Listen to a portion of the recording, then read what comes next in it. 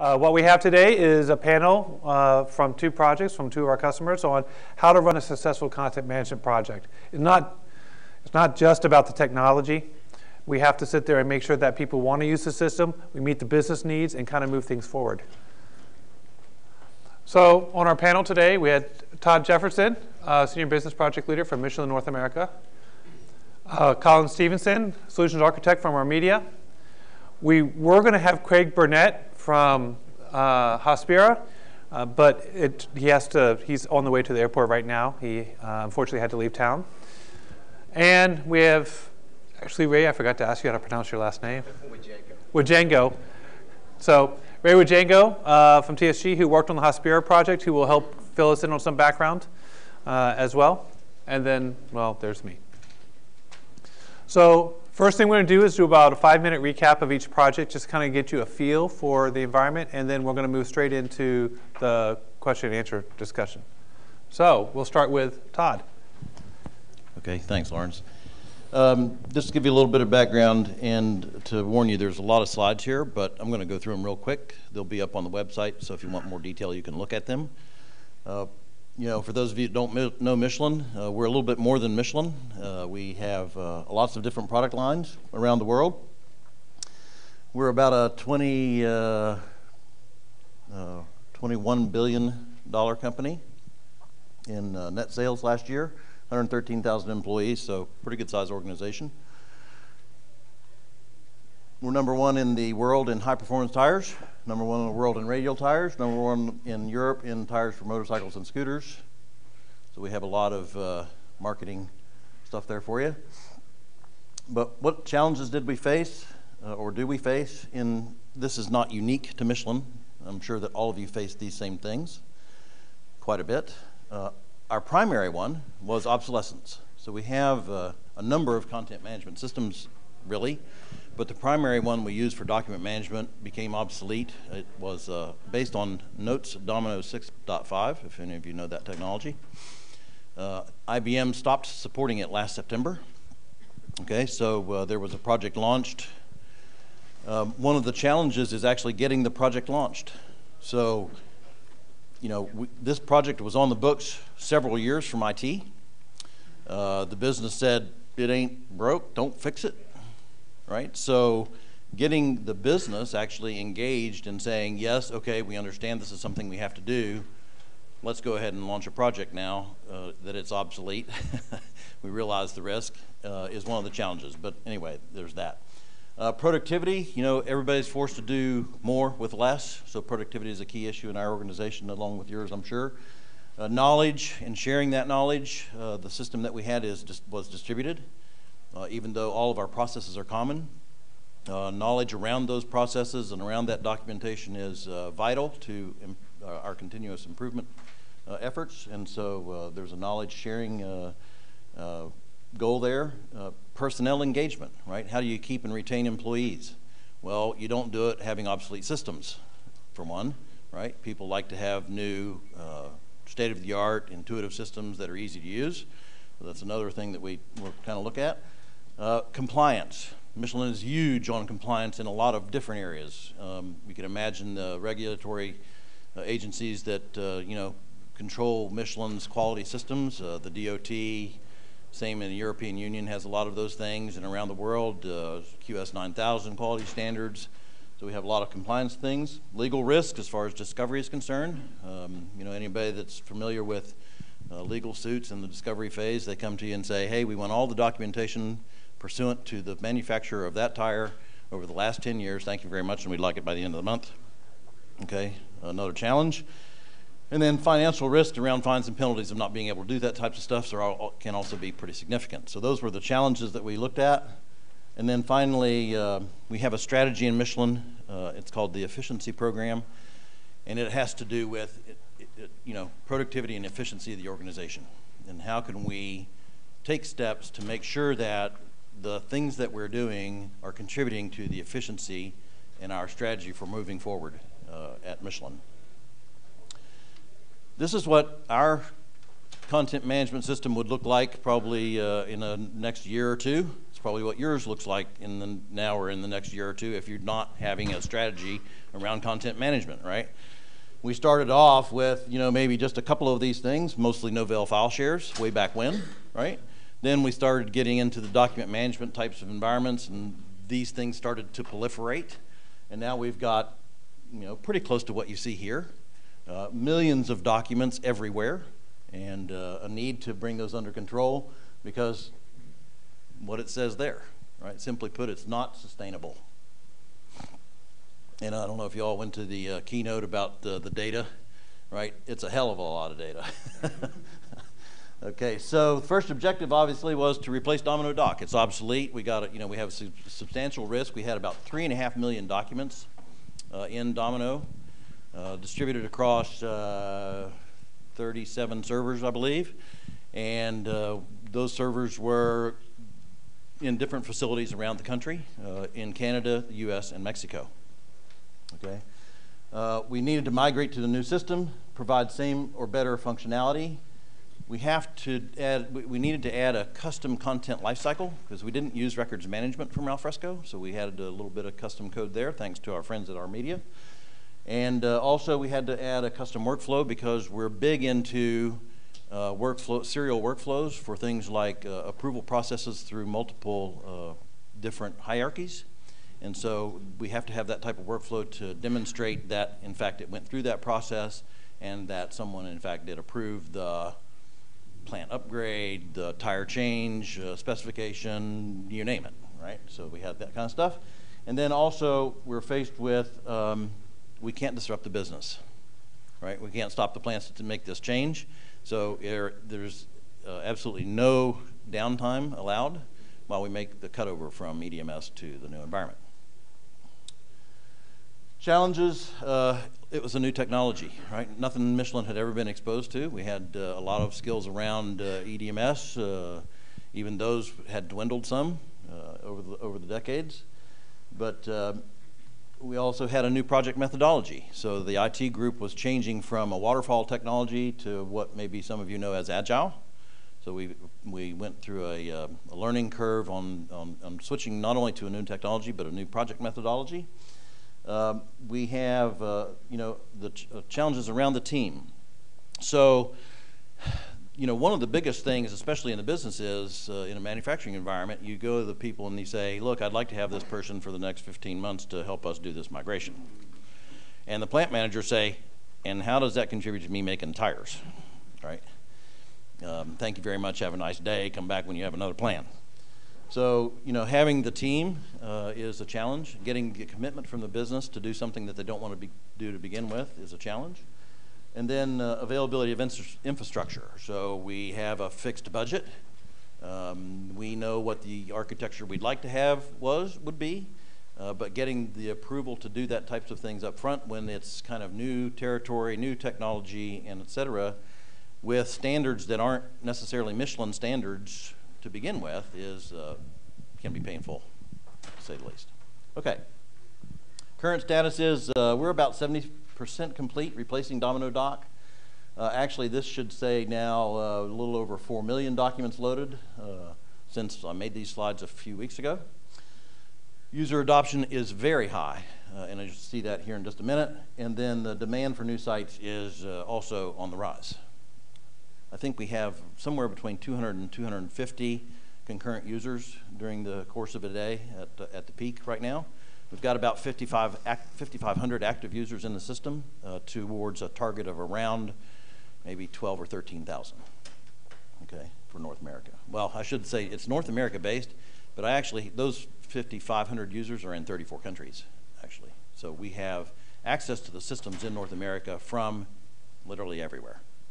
Thailand, China, France, Spain, Russia, you name it, okay, South America. This is our growth. So as you can see, kind of for a while, we were kind of steady. We were fighting a lot of different issues as far as infrastructure was concerned. It's a big challenge to put an infrastructure in place and load it with documents because of some of the surprises that we had. One of those surprises is in EDMS, you manage documents and the access rights to those documents by the document. Okay, so we had 3.5 million documents that had access rights at every document. So in Alfresco, instead of managing by role, we have ACLs on every document, and we have multiple. We have an ACL for manage, read, and edit. So we've got about 15 million ACLs in Alfresco. That's probably not the common implementation from starting out of the box, but something we had to maintain because we had to ensure the same access rights to the documents in Alfresco that were in EDMS. Okay, so one of our big challenges. We obviously overcame that challenge around the last of September, and now we have literally attached a fire hose to our infrastructure and are building out the rest of the application very quickly.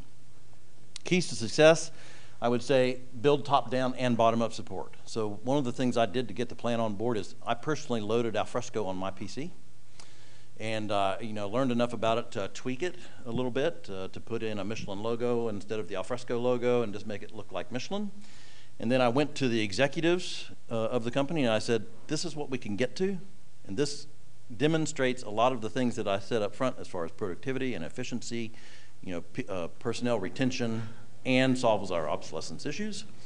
I also then did a roadshow and went around to the different plants, several of them mostly in the upstate of South Carolina, where Michelin's North America headquarters is located, and got people to come and attend, where I did a demonstration of just how easy it was to drag and drop documents into Share, how easy it was to edit online, and got really a grassroots movement started from within the organization, and then said, go spread that word to your management that we need this application. Okay.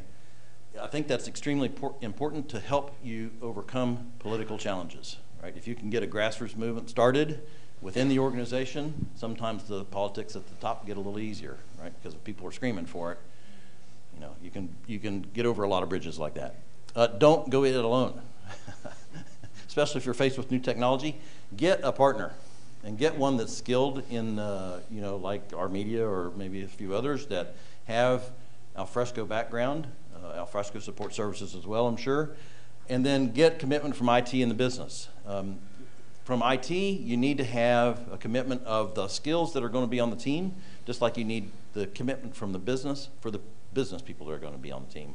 And that commitment needs to be steadfast for the duration of the project.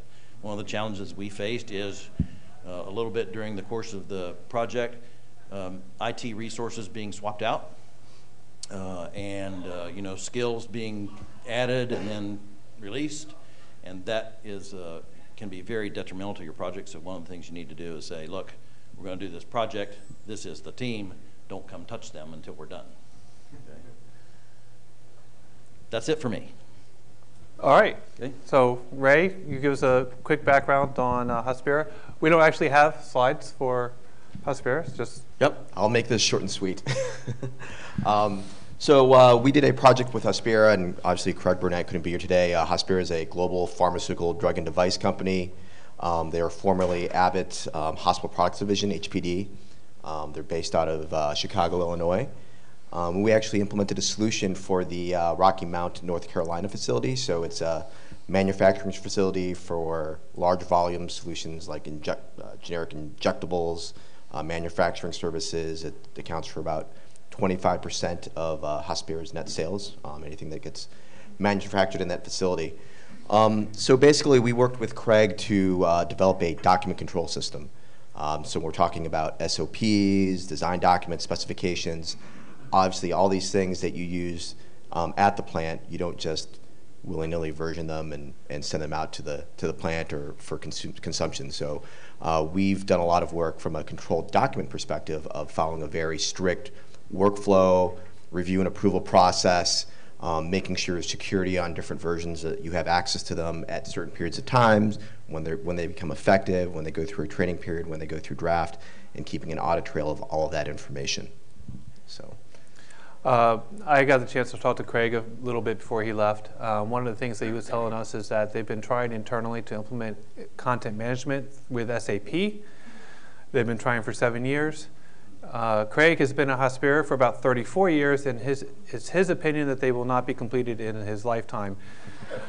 When a man has worked at a company for 34 years, he has a sense of perspective. If he says it's not going to happen in anyone's lifetime, then it's not going to happen.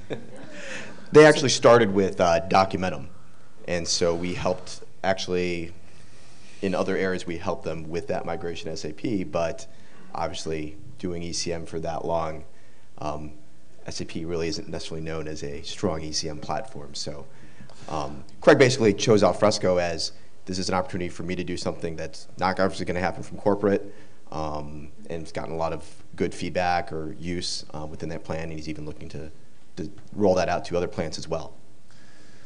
So let's move into the discussion. We have a few guidelines.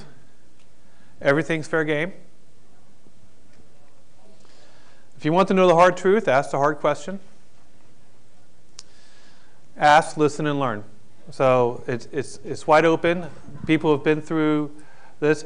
Todd has been living this very intently. Colin and Ray have been through multiple projects. I've worked with Colin on previous projects in previous lives on previous software we won't go into. But it was a success, even if it was different tech.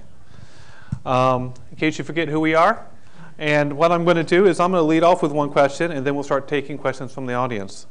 And what I really want to ask, primarily Todd, but this is what was your greatest challenge and how'd you overcome it?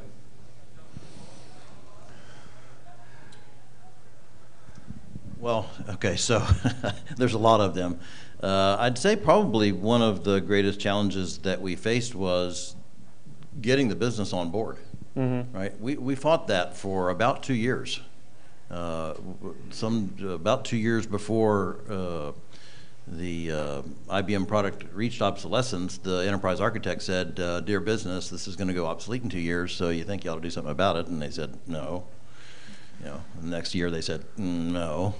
And then finally, actually they said, look, you're going to have to do something about it because the risk of those 3.5 million documents being inaccessible, right, it could be substantial. And so then the business reacted, and the second challenge once you get that is, like I said before, it's getting commitment from the business, and from manufacturing facilities that have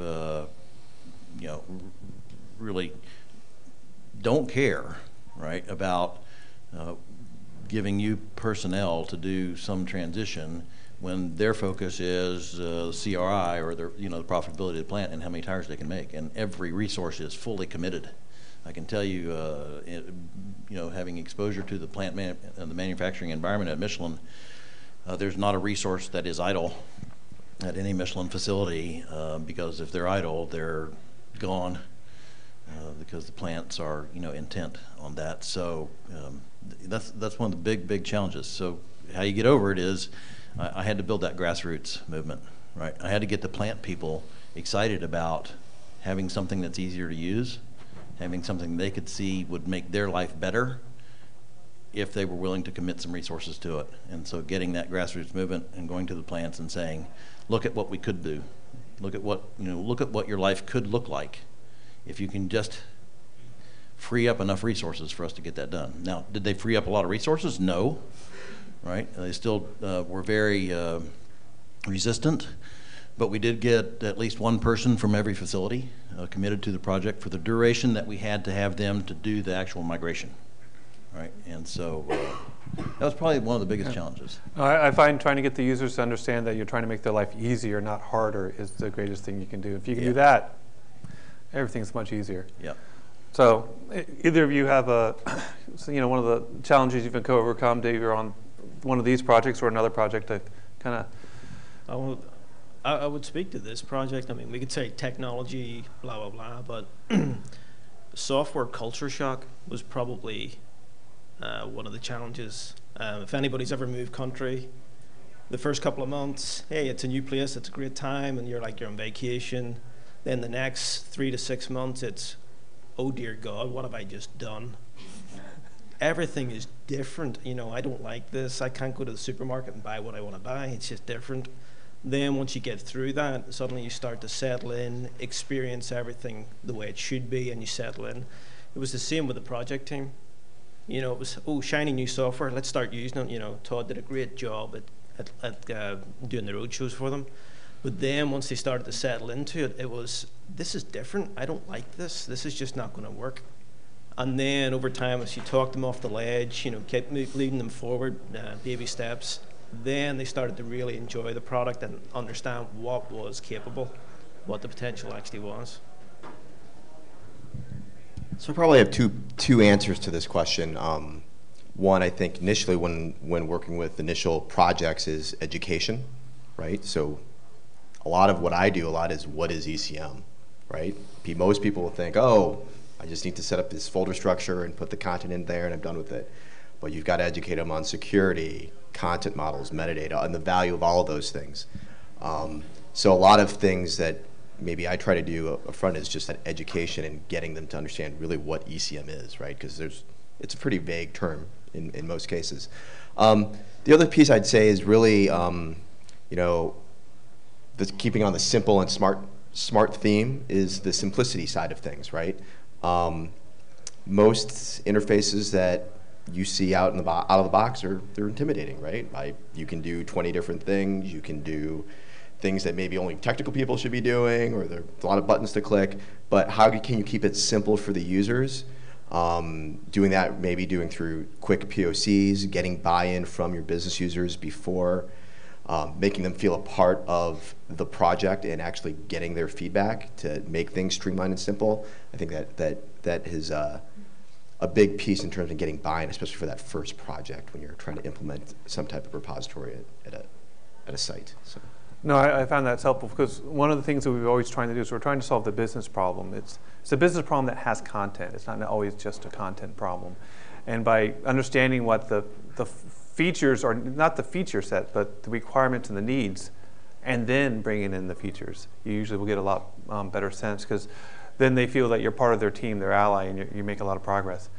So if we have any questions from the audience, we have Mark, who is going to be assisting us with the microphone. Just wait for the microphone before you ask your question because we are recording this and we want everyone who watches it later to enjoy the benefit of your insight. Yeah, thank you. It's a good presentation. So I hear the theme that everyone said that they need help to get these projects going.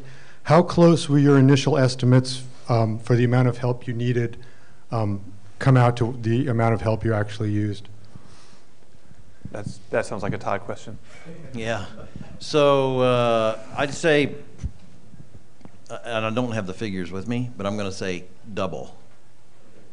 Okay. And it's really, I think, almost fully attributable to the fact that we really didn't have the skills, any skills internally, you know, that were Alfresco oriented.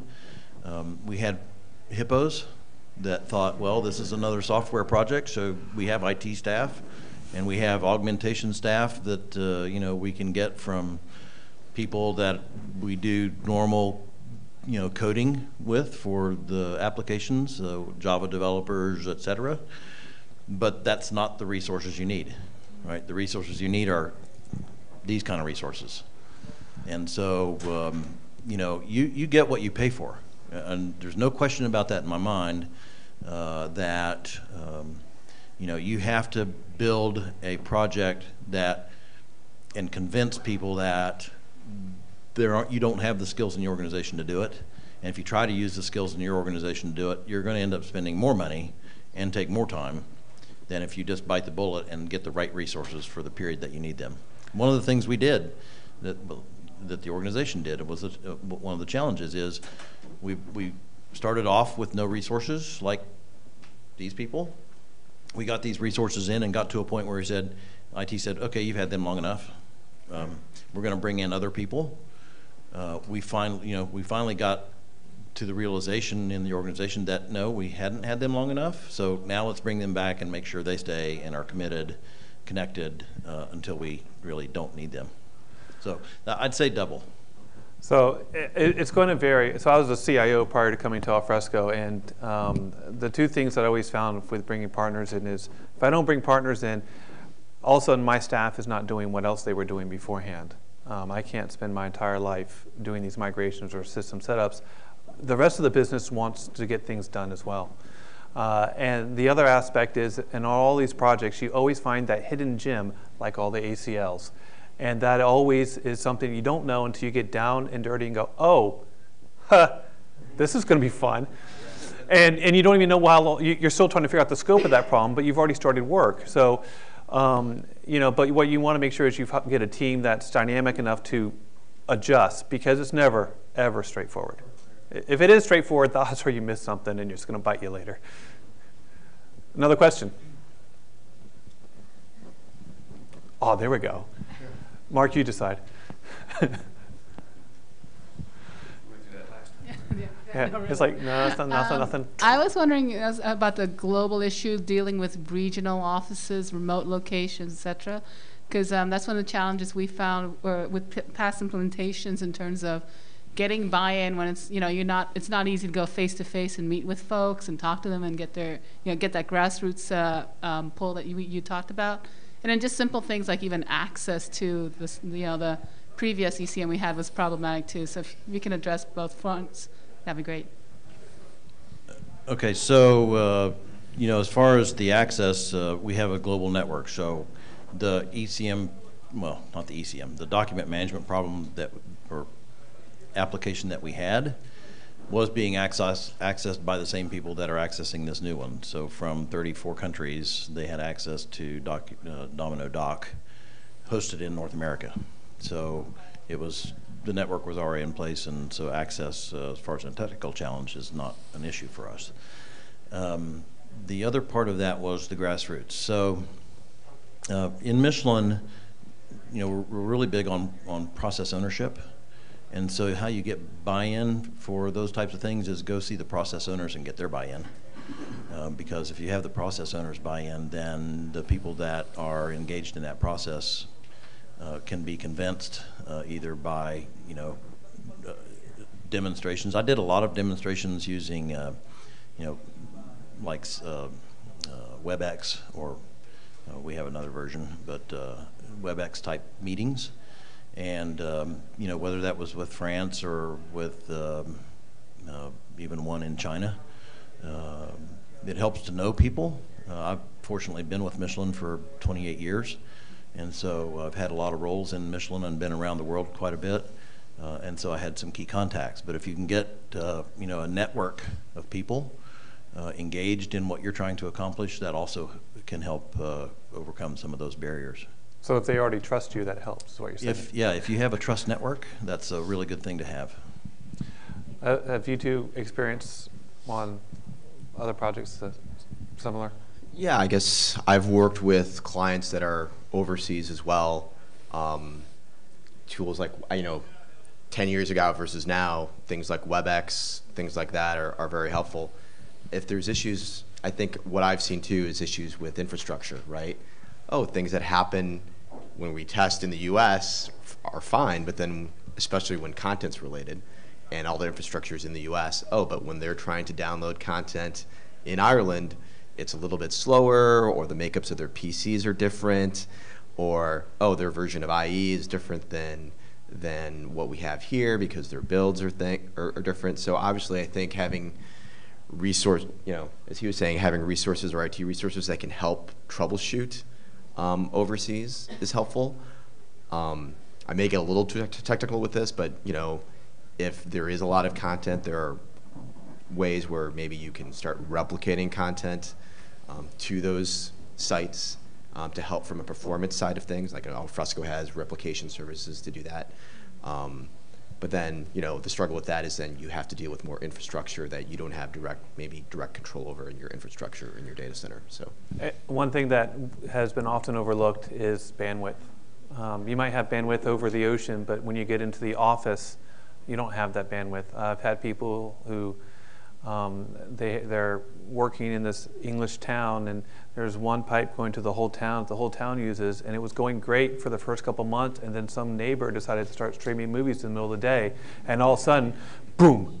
And so how do you manage that? And so you've got to test that out and understand and make sure you have that bandwidth going in, because if you're dealing with content and they're living on that content, it's going to be eating bandwidth in peaks, and they don't want to sit there and wait even if it was paper, They could get a shipment and start working through it, and it was there when they needed it.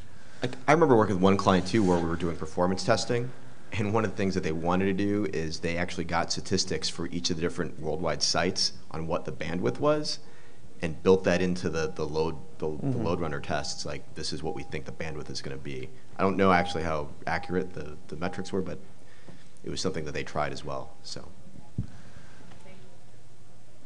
next question.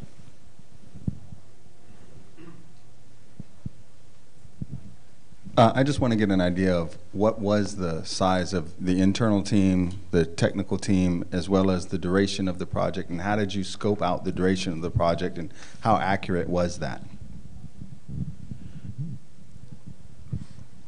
So as far as the makeup of the team, we have the core team, right, which is the central folks at the headquarters that are engaged every day in putting the project together. The business people that we have in that core team is 6, I believe. And then we have 5, 6, about 6 or 7 IT folks engaged. Yeah, right. So as far as the duration is concerned, you know, we're not done yet. We were supposed to be done at the end of this year, but it's actually going to, because of some of the technical challenges that we faced with 15 million ACLs and trying to get the infrastructure right to be able to handle it, we're going to run over to probably March or April of next year. We also have some infrastructure issues around the country. We have a couple of sites in Canada, for example, that have some bandwidth limitations, and putting bandwidth to those sites right now is very cost prohibitive, but we're actually running some tests. We've migrated one of the sites in Canada, and we're going to do some network testing on those sites to get a model of you know, what we think the bandwidth requirements are really going to be from Canada. So we'll take a look at those. Those remaining sites in Canada that have that limitation are scheduled to be at the end, so that it gives the infrastructure time, hopefully, time to react by the time that we take the statistics that we're going to start getting in a couple of weeks to when we actually need to migrate them. So we're off about 4 months from target, I think, originally, because for the unknowns. I find the project sizes vary dramatically. There's no one-size-fits-all on any project. Timelines vary. Just migration of content can take forever because the pipes between servers is a factor. You were talking about solving the bandwidth problem. Is cost prohibitive. Do you need to look at alternatives to the bandwidth? Do you maybe use a viewer? Do you use replication, as Ray mentioned? So there's multiple answers to every question, and you just got to. I always, when I'm factoring the project plan, you know, I always think I need to add at least 25 to 30% extra time in there on every task, not necessarily an effort, but because I know there are going to be things that are going to pop up and delay us. There's going to be delay in approval of something from management. There's going to be, you know, there's always a delay. You know, in consulting, I loved the delays because that meant more for me. But as a project owner, I hated the delays because I wanted to get things done. But I knew they were going to happen. And you know, and when I was worked with my partners, as long as they could explain to me why and how we didn't foresee this, I usually could understand.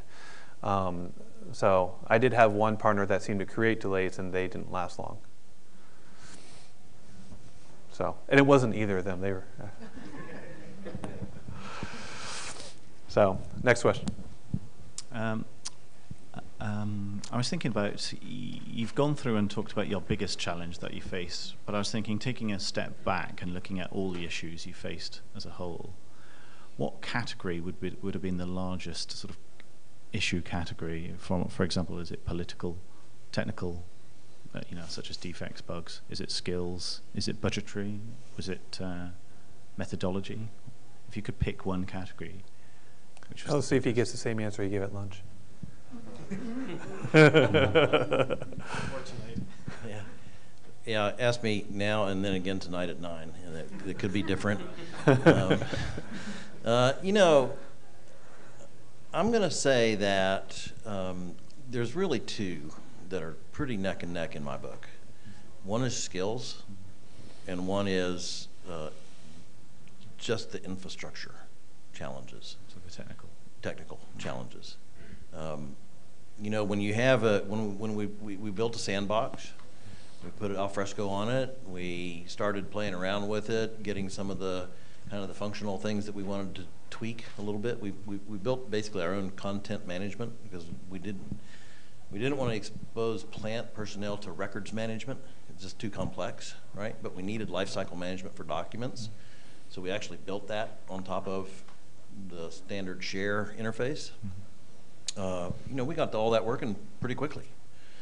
But then when we started, you know, understanding the garbage, so to speak, that had built up in the legacy systems that were more obsolete than maybe we thought, and the fact that we started seeing this enormous growth in the ACLs, and we started seeing, you know, kind of performance issues around that because you know, you got 1 million documents, you got I don't know, 5 million ACLs or something like that, and it's like, whoa, you know, the out of the box configuration is not targeted for that, I think. So you know, some of the challenges with, you know, not having our own standards support an Alfresco architecture. Right. This is a different kind of enterprise content management. Is kind of a different application architecture than a lot of the applications that we have. Michelin's big on standards. We have catalog solutions for applications, right? And so the group says, "Oh, you have an application? Here's the catalog solution for an application. You can have this hardware. It's in our budget for new applications. Thank you very much. Have a nice day." Well, you know, that doesn't work for us.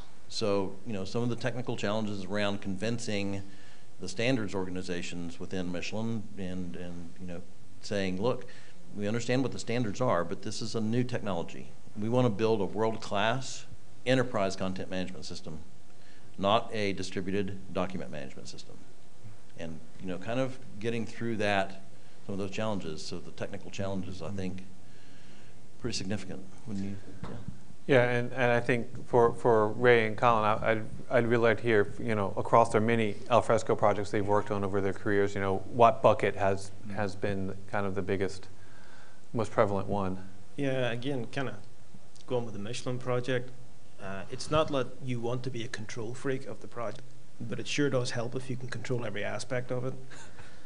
You know, we have to rely on a third party for the infrastructure. The problem for us, we were doing Agile, and if you've ever worked on Agile projects, you move quickly, and people need to be prepared to do things quickly. The other team were still on waterfall, so they still were very process driven. So if we needed a new server spun up in 2 weeks for the sprint, you needed to know 2 months ago to request that so that you might get it 2 months later. You know, so there was those kind of lack of DevOps. Wait, you were actually going to get it? You know, I'm an optimist. You know, that's just me. So, you know, there was problems of just, we were using 2 different methodologies and they weren't married up correctly, and that was, you know, caused some pain points. So a lack of DevOps. Yeah, well, let's just go with that. Well, you know, to that point, Michelin's trying to be very progressive in that, and this is the first year, really. Well, last year was the first year that we adopted Agile at all.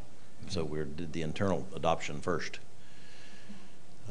We actually did the adoption in the manufacturing facilities, and it was such a huge success in our manufacturing facilities that they said, okay, now we're going to worldwide in any project, regardless if it's plant expansion, you know, breaking new ground, building new tires, I don't care, we want to be agile.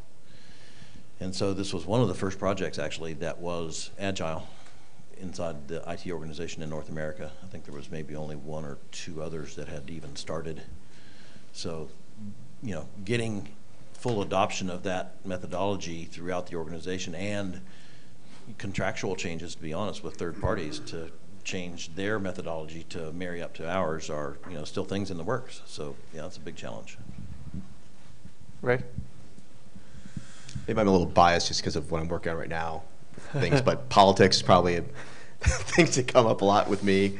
You know, whether it's expectations of clients or the business versus what IT is expecting, especially when there's other third parties involved.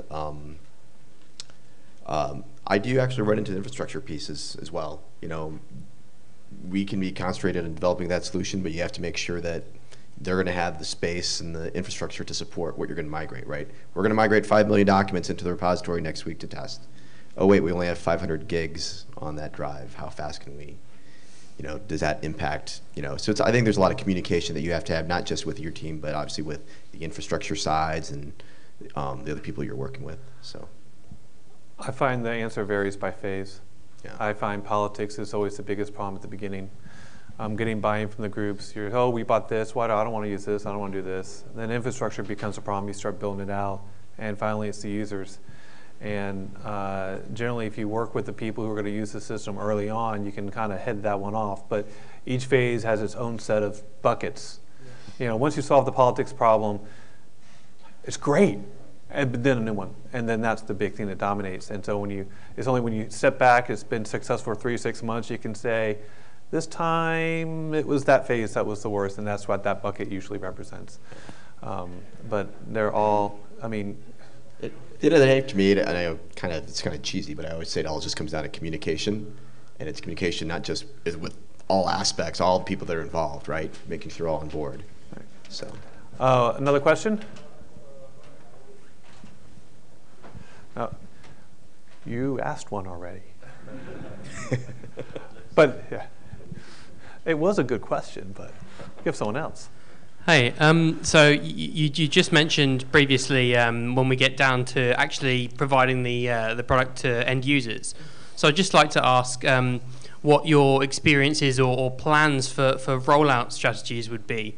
So you've got a number of different options, you know, piloting the product, rolling out in one big bang, or maybe releasing in incremental drops of the product. I just wondered what people's experiences were and what worked best. Can I go ahead? Say I have the microphone. So I've never seen an ECM implementation where it's been a big bang, where, oh, I'm going to use Alfresco for all of this company and roll it out to 20,000 users, out of the box, done. The pilot approach is, you know, basically a common way that I work with a lot of my clients in terms of getting success, right? We talked about this at lunch, in fact. You know, you identify that group of 5 to 10 users or a project that you know would have a good chance of success within your organization. You make sure that project's successful. Those people become the cheerleaders of the platform, and then it grows organically from there. And so you have to be really careful of who those pilot users are going to be, and work with them closely to make sure that's going to be a success. And that's, even though it's called enterprise content management, you know, I have clients that I've been working with for 15 years, 10 years, and you basically kind of grow from that department to department, building application after application, because it really is a platform. And I think that's a great way to get momentum within the organization around that. You don't have to answer. Oh, good. You know, yeah, I don't think there's a big bang approach either. One of the things that we did in selecting our pilot groups was look for the people that have the toughest challenge. Now, there's risk in that, right? But if you can get that group, and if you can spend time with them and understand what their challenges are and get them on board, then it's kind of downhill from there, because you've gone through enough of the, you know, what are you going to face? Now, one of the things that we did that, you know, maybe if we get into the what would you do different is we did that at headquarters. I probably would have changed that to do that at one of the manufacturing sites first.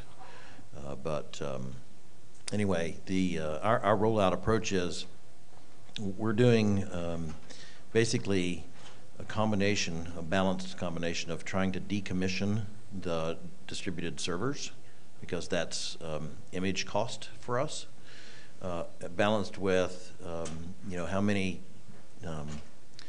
people can we get in the shortest amount of time to get through the project.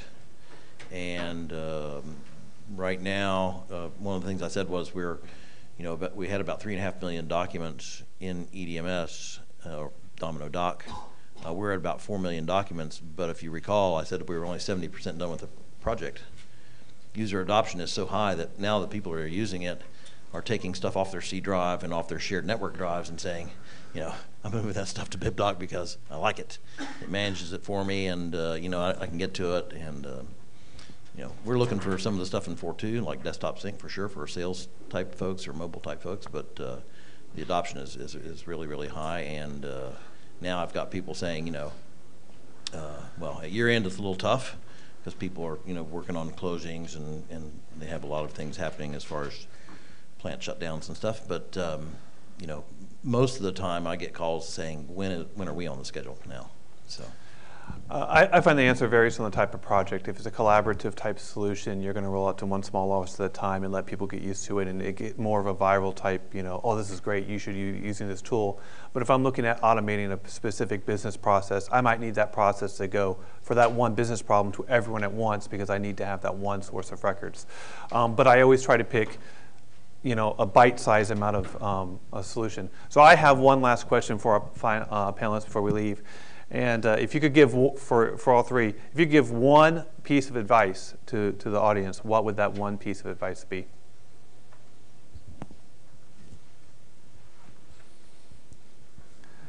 Apparently it is run away.